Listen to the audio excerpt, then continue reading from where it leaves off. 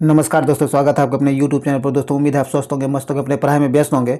दोस्तों जैसा कि आप लोगों को पता है कि हम लोग BSSC ग्रेजुएट लेवल 3 के लिए प्रैक्टिस सेट शुरू किए हुए हैं। तो इसी क्रम में आज हम लोग यूनिटेरिया पब्लिकेशन के द्वारा पब्लिश्ड बुक जो जारी किया गया है, ये बुक जो है वॉल्यूम 2 है। इससे पहले 1 वॉल्यूम का पूरा टेस्ट करा दिया गया है। ये वॉल्यूम 2 है। इसी टेस्ट बुक से आज हम लोग 7 नंबर का टेस्ट देखेंगे। इससे पहले 6 टेस्ट हो चुका है। अगर अभी तक आप नहीं देखे हैं इस बुक का 6 टेस्ट जो हुआ है उसे नहीं देखे हैं तो उसके प्लेलिस्ट का लिंक आपको डिस्क्रिप्शन में मिल जाएगा, उसे जाकर जरूर देखें। और इस वीडियो को शुरू से अंत तक जरूर देखें और इस वीडियो को लाइक करें, शेयर करें, ताकि ये मैक्सिमम लोगों तक पहुंच सके। और दोस्तों प्रत्येक दिन एक टेस्ट जरूर लगाइए, क्योंकि आपको पता है कि 26 नवंबर को एग्ज़ाम होने वाला है। इसीलिए प्रत्येक दिन आप एक टेस्ट लगाइएगा तो आप में जो भी कमजोरी होगी उसे दूर करने का अवसर आपको मिल सकेगा। तो इसीलिए प्रत्येक दिन आप एक टेस्ट जरूर लगाइए और इस चैनल के साथ कंटिन्यू बने रहिए। आपको भरपूर सहयोग इस चैनल के सही द्वारा आपको मिलेगा। तो इसीलिए आप मिस नहीं कीजिए, बिल्कुल साथ दिया कीजिए। चलिए आज हम लोग इस टेस्ट को शुरू करते हैं, जो कि 7 नंबर का टेस्ट है। काफ़ी ज़्यादा इंपॉर्टेंट होने वाला है, तो इसीलिए आप इस टेस्ट को शुरू से अंत तक दीजिएगा, छोड़कर नहीं जाइएगा। चलिए आज के टेस्ट का पहला क्वेश्चन कहता है कि पृथ्वी पर दिन और रात छोटा बड़ा किस कारण से होता है। कहता है पृथ्वी पर दिन और रात जो होता है, और दिन रात छोटा और बड़ा जो होता है, ये किस कारण से होता है। तो ये पृथ्वी की वार्षिक गति के कारण होता है और पृथ्वी का अपने अक्ष पर झुकाव होने का कारण होता है। तो ए और सी दोनों हो जाएगा। तो डी नंबर यहाँ से आंसर हो जाएगा।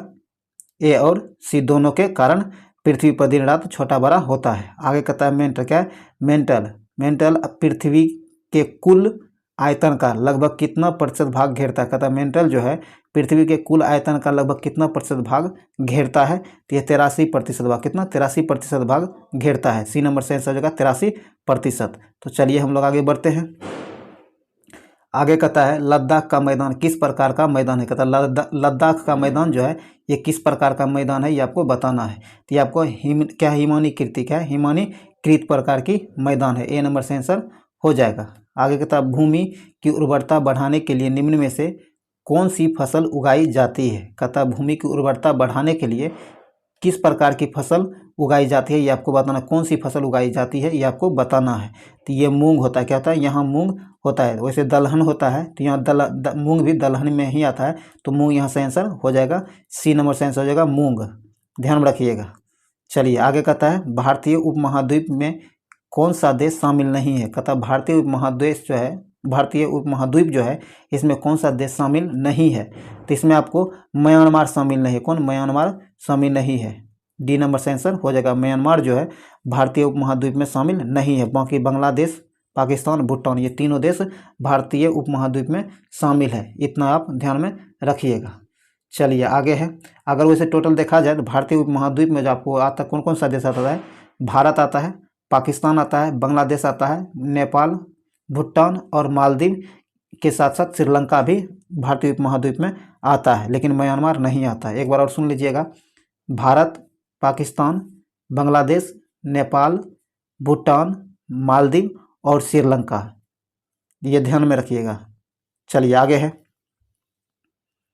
कहता कि भारत की सबसे भारत की सबसे ऊंची चोटी क्या है। भारत की सबसे ऊंची चोटी K2 जिसे जो है गॉडविन आस्टिन भी कहा जाता है, स्थित है। ये कहाँ स्थित है ये आपको बताना है। तो ये आपको काराकोरम श्रेणी में स्थित है। कहाँ, काराकोरम श्रेणी में स्थित है। ए नंबर से आंसर हो जाएगा। आगे कहता निम्न में से किस वन में सर्वाधिक जैव विविधता पाई जाती है। कहता नीचे दिए गए वनों में से किस वन में सर्वाधिक विविधता पाई जाती है, जैव विविधता पाई जाती है। तो ये पाई जाती है आपको सदाबहार वन में। किसमें, सदाबहार वन में। ए नंबर से आंसर हो जाएगा सदाबहार वन, ध्यान रखिएगा। चलिए आगे बढ़ते हैं हम लोग। आगे कहता निम्नलिखित कथनों में कौन सही नहीं है। क्या है, कौन सही नहीं है। नीचे दिए कथन जो दिया गया इसमें कौन सही नहीं है ये आपको बताना है। तो जो सही नहीं है वो है आपको काली मिट्टी हिमालयी क्षेत्र में पाई जाती है, यह गलत है। काली मिट्टी हिमालयी क्षेत्र में नहीं पाई जाती है, बल्कि ये भारत के दक्कन पठार के क्षेत्र में पाई जाती है, ध्यान में रखिएगा। बाकी आपको काली मिट्टी को स्थानीय भाषा में रेंगुन मिट्टी कहा जाता है, सही है। केब्रस, क्या है, केब्रस के अनुसार रेंगुन मिट्टी अनिवार्य रूप से एक परिपक्व मिट्टी होती है, यह भी सही है। काली मिट्टी में आर्द्रता धारण करने की क्षमता सर्वाधिक होती है, उच्च क्षमता होती है, यह सही है। तो A, B, C तीनों सही है। और ये डी नंबर गलत है। हिमालयी क्षेत्र में नहीं पाई जाती है, बल्कि भारत के दक्कन पठार के क्षेत्र में पाई जाती है।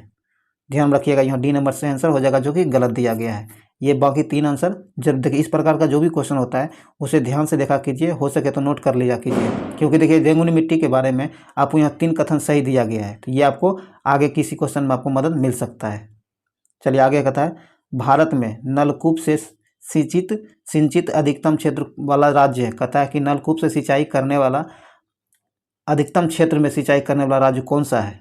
तो इसका सही आंसर आपको उत्तर प्रदेश हो जाएगा। कौन? उत्तर प्रदेश। ए नंबर से आंसर हो जाएगा उत्तर प्रदेश। उत्तर प्रदेश जो है अपने अधिकतर क्षेत्र को नलकूप के माध्यम से ही सिंचाई करता है। ध्यान रखिएगा, उत्तर प्रदेश। चलिए आगे है, आगे कहता निम्नलिखित में से कौन सा एक गेहूं की फसल का रोग है? कहता निम्नलिखित में से वह कौन सा रोग है जो गेहूं के फसलों में होता है? तो गेहूं के फसल में होने वाला रोग आपको रस्ट है। कौन? रस्ट है। डी नंबर से आंसर हो जाएगा रस्ट। अगर गेहूं में होने वाले इसके रस्ट के बाद अन्य रोग, पीला रोग भी है, भूरा रस्ट भी है और काला रस्ट भी है। ये चारों रोग, और ये रस्ट तो है, ये चारों रोग गेहूं की फसलों में प्रायः होता है। ध्यान में रखिएगा। चलिए आगे बढ़ते हैं हम लोग।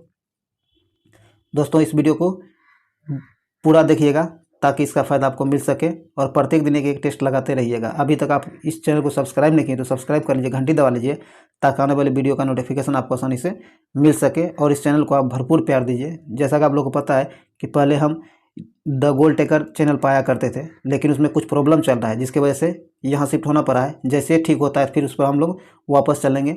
तब तक आप अपना प्यार इस चैनल के साथ बनाए रखिए, और इस वीडियो को लाइक कीजिए, शेयर ज़्यादा ज़्यादा करिए, ताकि मैक्सिमम लोगों तक पहुंच सके। चलिए हम लोग आगे बढ़ते हैं। कहता जनगणना 2011 के अनुसार बिहार में लिंगानुपात है। कहता 2011 की जनगणना के अनुसार जो है बिहार में लिंगानुपात कितना है, ये आपको बताना है। तो इस बिहार में जो लिंगानुपात है आपको 918 है। क्या है? 918 है। ए नंबर से आंसर हो जाएगा 918। और वहीं आपको पूछ लिया जाता है एग्जाम में, बिहार में किस जिला का सर्वाधिक लिंगानुपात है? तो सर्वाधिक लिंगानुपात जो आपको गोपालगंज का है। कितना है? 1021 प्रति 1000 पुरुष पर 1021 महिला है। ध्यान में रखिएगा। सब गोपालगंज, कहाँ? गोपालगंज में। और सबसे कम, बिहार के सबसे कम लिंगानुपात वाला जिला कौन सा है? मुंगेर है। कौन? मुंगेर है, जिसमें जहाँ मात्र 876 प्रति 1000 पुरुष पर इतना 876 महिला ही है। ये भी ध्यान में रखिएगा। सबसे ज़्यादा गोपालगंज और सबसे कम मुंगेर, ये ध्यान में जरूर रखिएगा। ये दोनों बहुत बार एग्जाम में पूछा जा चुका है। चलिए आगे बढ़ते हैं हम लोग। कहता है भारत की सबसे ऊंची झील निम्न में से कौन सी है? भारत की सबसे ऊंची झील जो है कौन सी है? तो ये है आपको सबसे ऊंची झील आपको क्या है? चोलुहम झील। ए नंबर से आंसर हो जाएगा। यहाँ ए नंबर 12 का ए नंबर से आंसर का 11 में भी 918 सही है ए नंबर, और 12 का भी ए नंबर से आंसर हो जाएगा। ध्यान में रखिएगा। चलिए आगे कहता है निम्न में से कौन लौह अयस्क क्षेत्र नहीं है? कहता नीचे दिए गए क्षेत्रों में कौन लौह अयस्क क्षेत्र नहीं है, ये आपको बताना है। तो लौह अयस्क क्षेत्र जो आपको बालाघाट क्षेत्र लौह अयस्क क्षेत्र नहीं है। ध्यान में रखिएगा। ये मध्य प्रदेश में स्थित है, और ये तांबा के लिए प्रसिद्ध है। किसके लिए? तांबा के लिए। बाकी ये सब आपको लौह अयस्क क्षेत्र है। चलिए आगे है, आगे कहता है महावेली। क्या है? महावेली गंगा किस देश की नदी है? महावेली गंगा जो है यह किस देश की नदी है, ये आपको बताना है। तो ये श्रीलंका की, कहाँ की? श्रीलंका की नदी है। ध्यान रखिएगा। चलिए आगे कहता है हड़प्पा सभ्यता के निम्नलिखित स्थानों में से कौन सा स्थल अफगानिस्तान में स्थित है? कहता हड़प्पा सभ्यता जो है उनके निम्नलिखित स्थानों में से कौन सा स्थान अफगानिस्तान में स्थित है, ये आपको बताना है। तो ये आपको सोरतुग, क्या है? सोरतुग ई। बी नंबर से आंसर हो जाएगा सोरतुग ई जो है, ये आपको बांग्लादेश में, सॉरी अफगानिस्तान में स्थित है। कहाँ? अफगानिस्तान में स्थित है। ये ध्यान में रखिएगा। चलिए आगे है,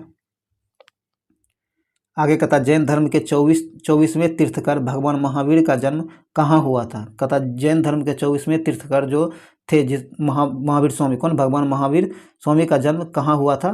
तो इनका जन्म जो हुआ था आपको कुंडलग्राम में। कहाँ? कुंडलग्राम में इनका जन्म हुआ था। ध्यान रखिएगा, कुंडलग्राम में। आगे कहता है इल्तुतमिश के शासनकाल के दौरान विशेष गुलामों को सैन्य सेवा के लिए खरीदा जाता था। कहता है इल्तुतमिश के शासनकाल के दौरान विशेष गुलामों को सैन्य सेवा के लिए खरीदा जाता था, जिन्हें किस नाम से जाना जाता था?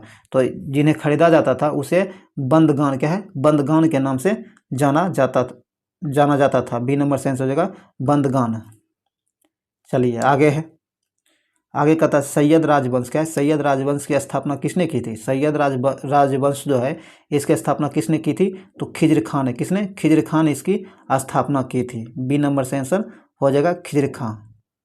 आगे कहता है वांडीवास, क्या है, वांडीवास के युद्ध में अंग्रेजों ने किसको हराया था? वांडीवास का युद्ध जो हुआ था इसमें अंग्रेजों ने किसे हराया था? तो ये फ्रांसीसी को हराया था। किसे? फ्रांसीसी को हराया था। ये बहुत बार एग्जाम में पूछा जा चुका है कि वांडीवास के युद्ध में अंग्रेजों ने किसको हराया था? तो फ्रांसीसी को हराया था। यहाँ ए नंबर से आंसर हो जाएगा फ्रांसीसी। और ये वांडीवास का युद्ध जो हुआ था कब हुआ था? तो ये आपको 1760 में, कब? 1760 ईस्वी में वांडीवास का युद्ध हुआ था, जिसमें अंग्रेजों ने फ्रांसीसी को हराया था। 1760 ईस्वी में यह युद्ध हुआ था, ध्यान में रखिएगा। चलिए आगे बढ़ते हैं हम लोग। आगे कहता है वहाबी आंदोलन का मुख्य उद्देश्य क्या था? वहाबी आंदोलन जो हुआ था इसका मुख्य उद्देश्य क्या था? तो इसका मुख्य उद्देश्य था इस्लामों को परिशुद्ध करना। क्या था? इस्लामों को परिशुद्ध करना वहाबी आंदोलन का मुख्य उद्देश्य था। बी नंबर से आंसर हो जाएगा। आगे कहता है महात्मा गांधी ने किसको दीनबंधु की उपाधि दी थी? महात्मा गांधी जो है दीनबंधु की उपाधि किसे दी थी? तो ये दिया था आपको CF एंड्रूज को। किसे? CF एंड्रूज को। बी नंबर से आंसर हो जाएगा। चलिए हम लोग आगे बढ़ते हैं। दोस्तों उम्मीद है ये वीडियो आपके लिए यूजफुल रहा होगा और आप संतुष्ट भी होंगे। अगर आपको कोई भी कमी लगता है या फिर आप कोई चेंजिंग चाहते हैं तो उसका नोट जो आप कमेंट बॉक्स में आप बता सकते हैं। कमेंट जरूर किया कीजिए, अपना स्कोर जरूर बताइए ताकि हम भी देखें आप कितना सही कर पाते हैं। चलिए आगे है तृतीय आंग्ल मैसूर युद्ध के दौरान बंगाल के गवर्नर जनरल कौन थे? कहता तृतीय आंग्ल मैसूर युद्ध जो हुआ था उस समय बंगाल का गवर्नर जनरल कौन था? तो उस समय बंगाल का गवर्नर जनरल जो था आपको लॉर्ड कॉर्नवालिस था। कौन? लॉर्ड कॉर्नवालिस था। बी नंबर से आंसर हो जाएगा।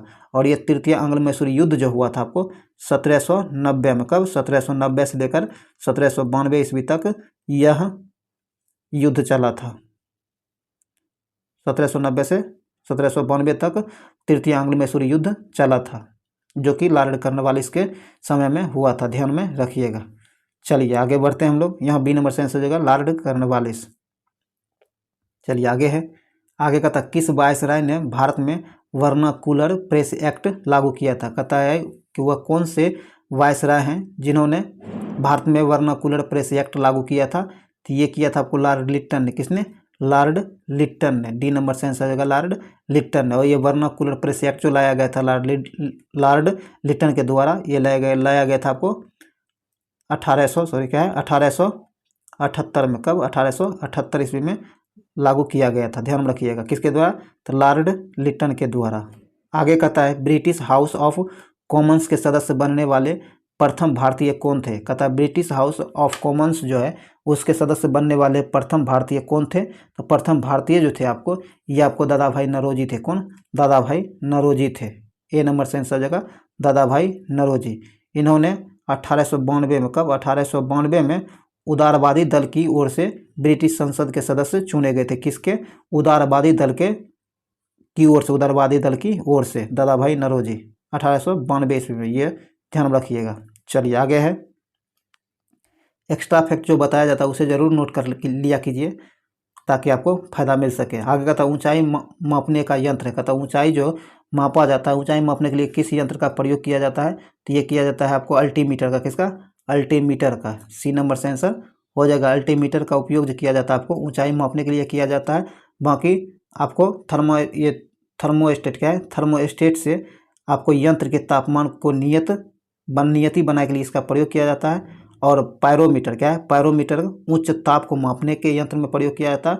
हाइग्रोमीटर तो आपको पता है कि वायु की आर्द्रता मापने के लिए प्रयोग किया जाता है। तो यहाँ से आंसर हो जाएगा आपको अल्टीमीटर। सी नंबर से आंसर हो जाएगा अल्टीमीटर। अल्टीमीटर का उपयोग आपको ऊंचाई मापने वाले यंत्र में प्रयोग किया जाता है। चलिए आगे कहता है चंद्रमा पर वायुमंडल नहीं होने का कारण क्या है? कहता है चंद्रमा पर वायुमंडल नहीं है, इसका मुख्य कारण क्या है? इसका मुख्य कारण यह है कि इस पर गैस अणुओं का पलायन वेग उनके वर्ग माध्यम मूल वेग से कम होता है, इसी कारण से चंद्रमा पर वायुमंडल नहीं है। डी नंबर से आंसर हो जाएगा। और चंद्रमा पर वायुमंडल नहीं होने के कारण ही वहाँ कोई भी ध्वनि सुनाई नहीं पड़ता है, ध्यान रखिएगा। डी नंबर यहाँ से आंसर हो जाएगा।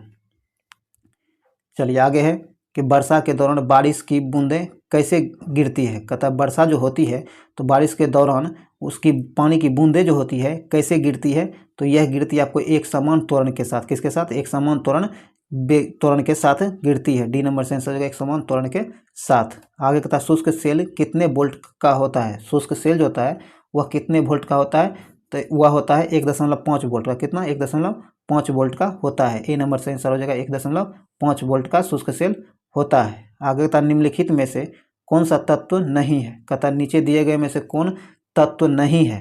तत्व जो नहीं है वो पानी है। कौन? पानी जो आपको तत्व नहीं है। बाकी सोडियम, टीन, कार्बन ये तीनों तत्व हैं, पानी आपको तत्व नहीं है, ध्यान रखिएगा। चलिए आगे है,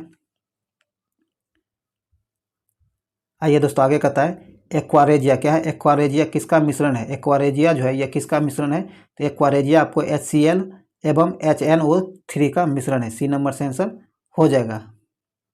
आगे कहता निम्नलिखित में से कौन सा आवर्त सारणी का हिस्सा नहीं है। आवर्त सारणी का हिस्सा गैस नहीं। क्या गैस जो है आवर्त सारणी का हिस्सा नहीं है। सी नंबर से आंसर हो जाएगा। आगे कहता निम्नलिखित में से कौन बहुलक नहीं है। निम्नलिखित में कौन बहुलक नहीं है। जो बहुलक नहीं है वह है घी। क्या है? घी जो है आपको बहुलक नहीं है। बाकी स्टार्च, कपास और प्रोटीन ये बहुलक है, घी आपको बहुलक नहीं है, ध्यान में रखिएगा। चलिए आगे है, आगे कहता है कि भारत के पहले पशु स्वास्थ्य शिखर सम्मेलन 2022 का आयोजन कहाँ किया गया।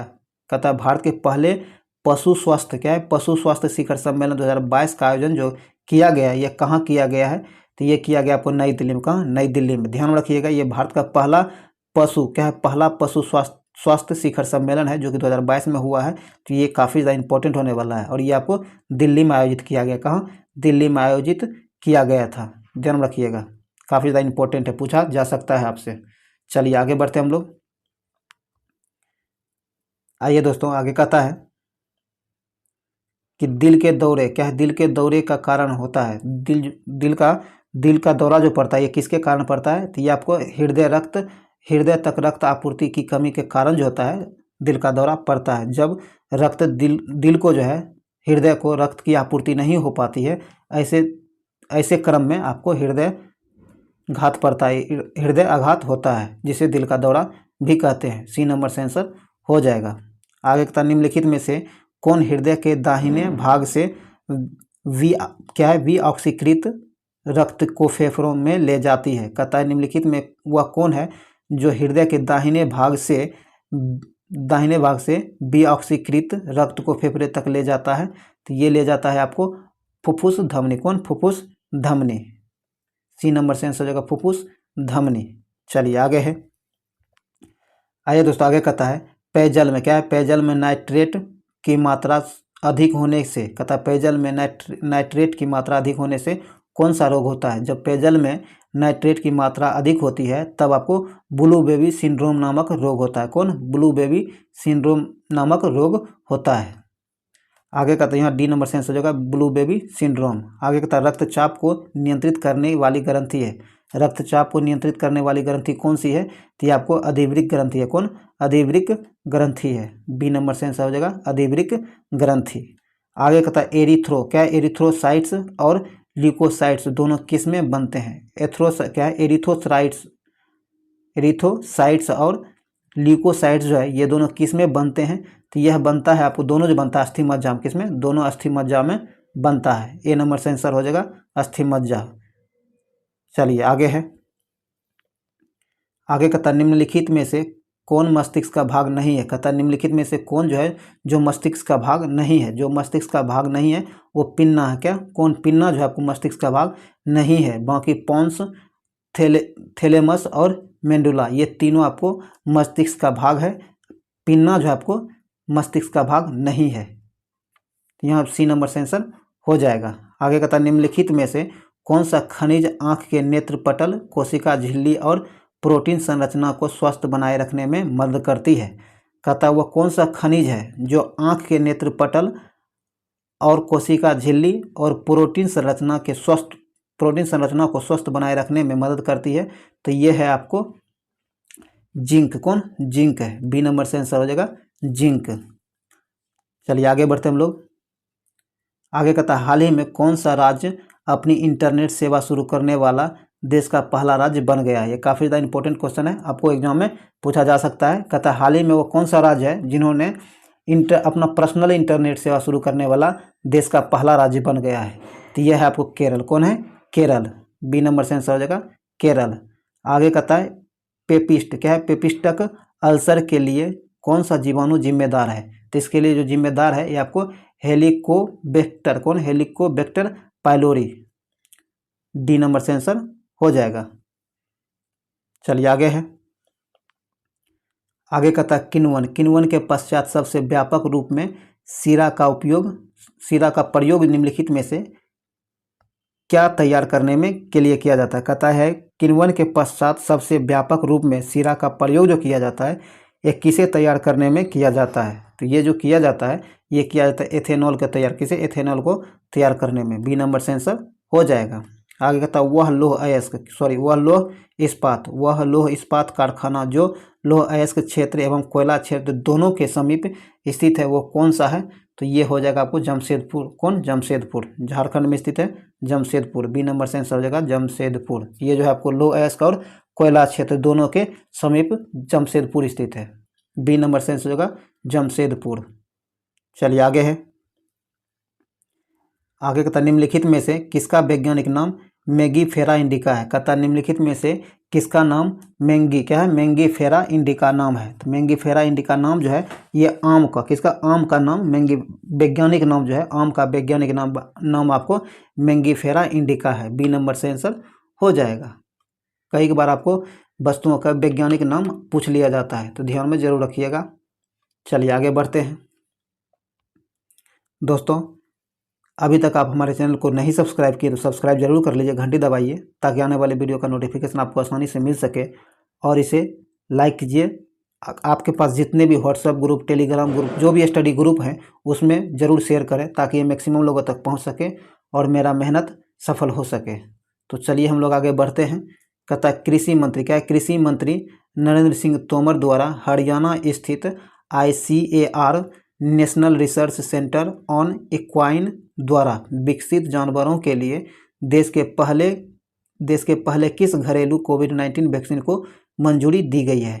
तो ये जो देश का पहला घरेलू विकसित कोविड वैक्सीन है जो कि जानवरों के लिए तैयार किया गया है उसे केंद्रीय कृषि मंत्री जो है जिसका नाम है नरेंद्र सिंह तोमर द्वारा हरियाणा स्थित इंस्टीट्यूट को मान्यता दिया गया है। ये इस वैक्सीन को मान्यता दिया गया है। तो ये कौन सा वैक्सीन है? तो ये वैक्सीन आपको कोनोवैक्स। क्या है? कोनोवैक्स।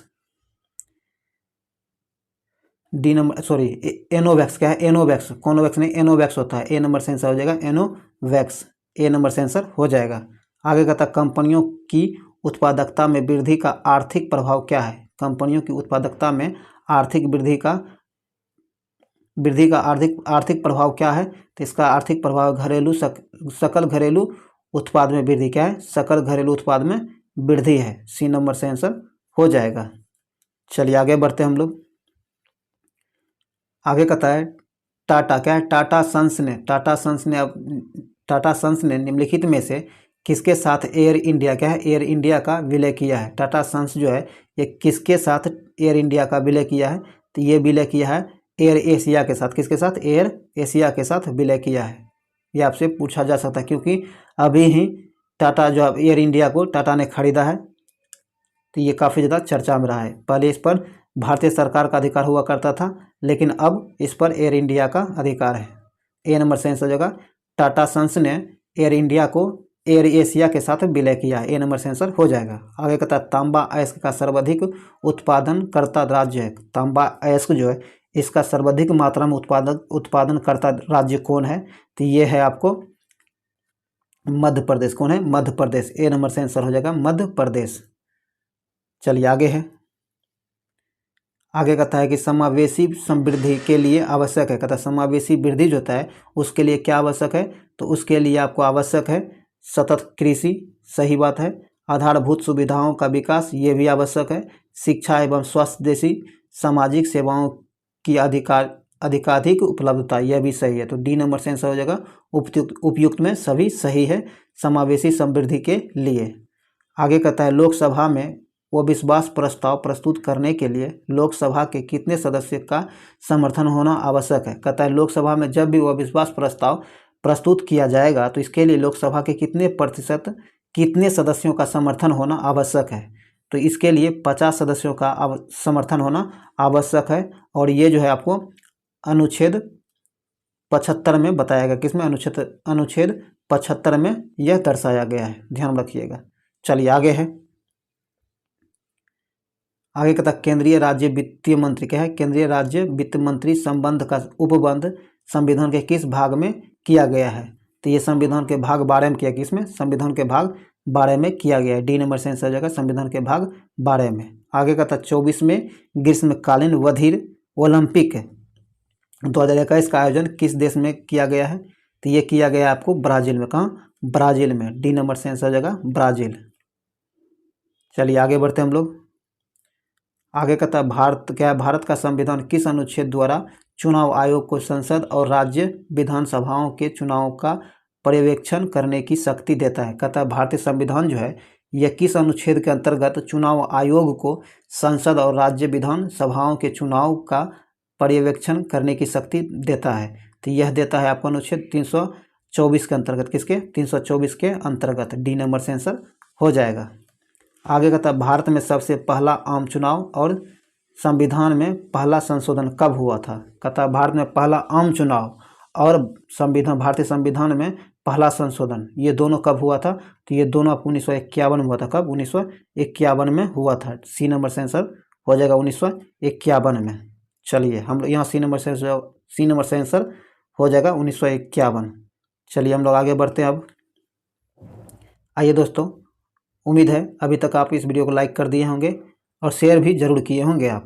चलिए आगे बढ़ते हैं हम लोग कि हाल ही में आयोजित 12वीं सीनियर पुरुष राष्ट्रीय हॉकी चैंपियनशिप किसने जीता। कहता हाल ही में आयोजित 12वीं सीनियर पुरुष राष्ट्रीय हॉकी चैंपियनशिप जो हुआ है ये किसने जीता है। तो ये आपको हरियाणा ने जीता है। किसने, हरियाणा ने जीता है। बी नंबर से आंसर हो जाएगा हरियाणा ने जीता है। आगे कहता है निम्नलिखित संविधान सभा की समितियों और उनके अध्यक्ष में से कौन सुमेलित नहीं है। कहता है संविधान सभा की समितियों और उनके अध्यक्ष का जो है सही मिलान दिया गया, इसमें कौन सुमेलित नहीं है ये आपको ढूंढना है। तो आइए देखते हैं। कहता है अल्पसंख्यक उप समिति HC मुखर्जी थे, सही है। मूल अधिकार उप समिति JB कृपलानी थे, यह भी सही है। राष्ट्रीय ध्वज के लिए तदर्थ समिति के अध्यक्ष राजेंद्र प्रसाद जी थे, यह भी सही है। और प्रांतीय संविधान समिति के अध्यक्ष जवाहरलाल नेहरू थे, यह गलत है। डी नंबर गलत दिया गया, यहाँ डी नंबर से आंसर हो जाएगा क्योंकि इसमें गलत ही चुनने के लिए कहा गया है, ये सुमेलित सही नहीं है। प्रांतीय समिति के अध्यक्ष जो थे ये आपको डॉक्टर भीमराव अंबेडकर थे। कौन, डॉक्टर भीमराव अंबेडकर थे, ध्यान रखिएगा, डॉक्टर भीमराव अंबेडकर। और पंडित जवाहरलाल नेहरू जो आपको संघ शक्ति समिति के अध्यक्ष थे और संघ संविधान समिति के अध्यक्ष भी डॉक्टर जवाहरलाल नेहरू ही थे। यहाँ लेकिन प्रांतीय संविधान समिति के अध्यक्ष जो थे आपको डॉक्टर भीमराव अंबेडकर थे। तो डी नंबर यहाँ से आंसर हो जाएगा जो कि गलत सुमेलित दिया गया है। चलिए आगे बढ़ते हैं हम लोग। आगे कहता है कि डॉक्टर अंबेडकर ने संविधान के किस अनुच्छेद को संविधान की आत्मा कहा है। कहता है डॉक्टर भीमराव अंबेडकर जो है संविधान के किस अनुच्छेद को संविधान की आत्मा कहा है। तो ये कहा है आपको अनुच्छेद 32 को। किसे, अनुच्छेद 32 को। ए नंबर से आंसर हो जाएगा अनुच्छेद 32 को। चलिए आगे बढ़ते हैं हम लोग। आगे कहता है स्थानीय स्वशासन, क्या स्थानीय स्वशासन के संबंध में निम्नलिखित कथनों में से कौन सा कथन सही है। कहता है स्थानीय स्वशासन के संबंध में निम्नलिखित में से कौन सा कथन सही दिया गया ये आपको बताना है। तो ये सही आपको कहता है स्थानीय स्वशासन को अपना प्राधिकार संविधान से प्राप्त होता है, यह सही है। सी नंबर से आंसर हो जाएगा, बाकी सब गलत दिया गया है। तो यहाँ सी नंबर से आंसर हो जाएगा, स्थानीय प्रशासन को अपना प्राधिकार जो है संविधान से प्राप्त हुआ है उसे, सी नंबर से आंसर हो जाएगा। चलिए आगे बढ़ते हैं। 60 का क्वेश्चन कहता है प्रथम पिछड़ा वर्ग आयोग का गठन किसकी अध्यक्षता में किया गया था। कहता है प्रथम पिछड़ा वर्ग आयोग का गठन जो किया गया था किसकी अध्यक्षता में किया गया था, तो ये किया गया था वो काका साहब कालेकर के द्वारा, किसके, काका साहब कालेकर के अध्यक्षता में किया गया था, सी नंबर से आंसर हो जाएगा। और इसका स्थापना जो किया गया था ये किया गया था 29 जनवरी 1953 में, कब, 1953 में किया गया था। ये भी ध्यान में रखिएगा, ये इस भी डेट तो नहीं भी रही ध्यान में रखेगा तो कोई बात नहीं, लेकिन ये इस भी आपको ध्यान में रखना है, जरूरी है, कभी कभी एग्जाम में पूछ लिया जाता है। चलिए आगे है, आगे कहता निम्न में से, क्या है, निम्न में से कौन सा राष्ट्र की सुरक्षा परिषद का अस्थायी सदस्य नहीं है। कहता निम्नलिखित में से वह कौन है जो संयुक्त राष्ट्र, क्या संयुक्त राष्ट्र की सुरक्षा परिषद का अस्थायी सदस्य नहीं है, तो ये आपको जर्मनी, कौन, जर्मनी जो है आपको संयुक्त राष्ट्र सुरक्षा परिषद का अस्थायी सदस्य नहीं है। बाकी फ्रांस, ग्रेट ब्रिटेन और चीन, ये तीनों संयुक्त राष्ट्र की सुरक्षा परिषद का अस्थायी सदस्य है। यहाँ ए नंबर से आंसर हो जाएगा जर्मनी, जो कि अस्थायी सदस्य नहीं है, ए नंबर से आंसर हो जाएगा जर्मनी। चलिए आगे कहता है एवरेस्ट शिखर पर चढ़ने वाली दूसरी भारतीय महिला कौन है। कहता है एवरेस्ट शिखर पर चढ़ने वाली दूसरी भारतीय महिला कौन है, तो ये संतोष यादव जी हैं, कौन, संतोष यादव जी, ए नंबर से आंसर हो जाएगा संतोष यादव। चलिए आगे है,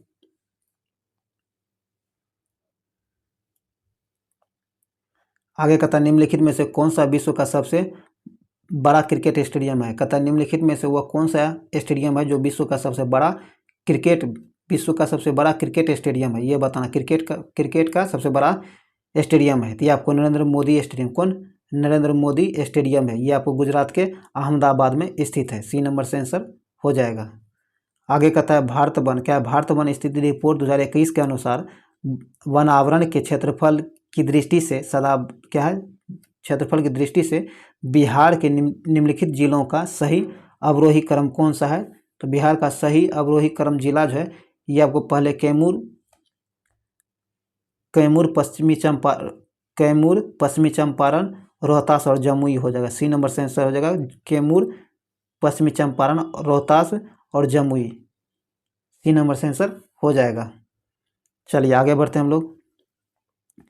आगे कहता है भारत ने, क्या है, भारत ने किस देश के साथ पंचशील समझौता पर हस्ताक्षर किया था। कहता है भारत जो है किस देश के साथ पंचशील समझौता पर हस्ताक्षर किया था, तो ये किया था पंचशील समझौता जो हुआ था भारत और चीन के बीच, किसके बीच, भारत और चीन के बीच हुआ था, और ये आपको हुआ था 1954 में, कब, 1954 में, ध्यान में रखिएगा 1954 में।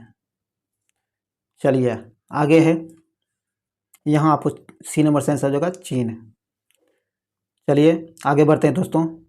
अगर अभी तक आप हमारे चैनल को सब्सक्राइब नहीं किए हैं तो आपसे रिक्वेस्ट है कि आप चैनल को सब्सक्राइब जरूर कर लीजिए, घंटी दबाइए, पूरा वीडियो जरूर देखा कीजिए, जब भी देखिए तो पूरा सेट लगाया कीजिए ताकि इसका फ़ायदा आपको मिल सके और मेरा मेहनत भी सफल हो सके, इसीलिए पूरा वीडियो आप लोग जरूर देखा कीजिए।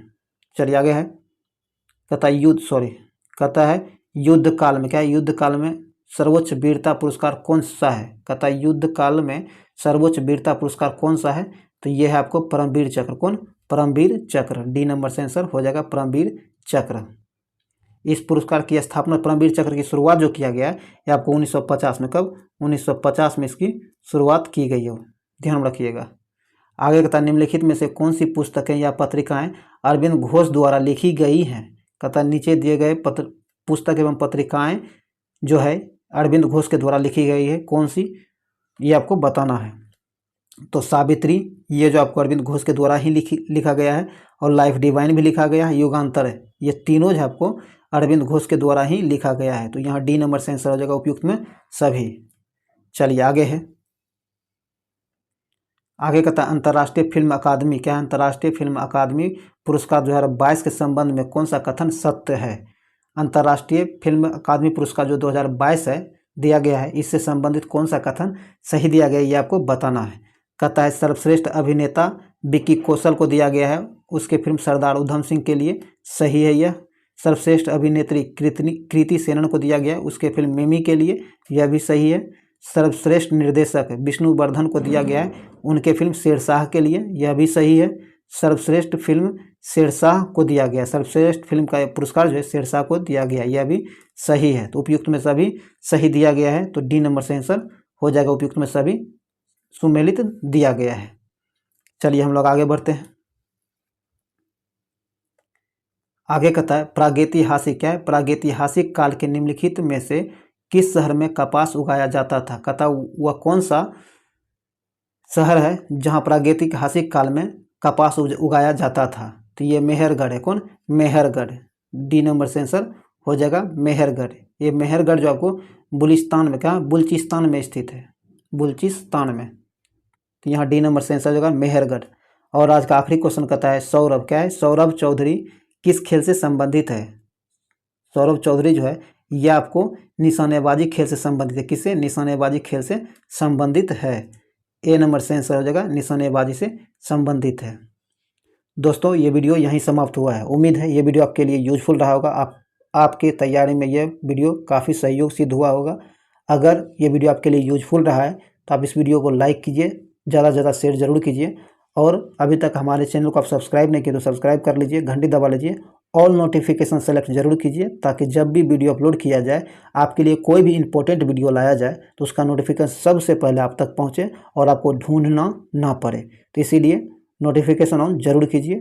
तो चलिए मिलते हैं इसी के साथ, फिर मिलेंगे एक नए और उपयोगी वीडियो के साथ। तब तक के लिए जय हिंद।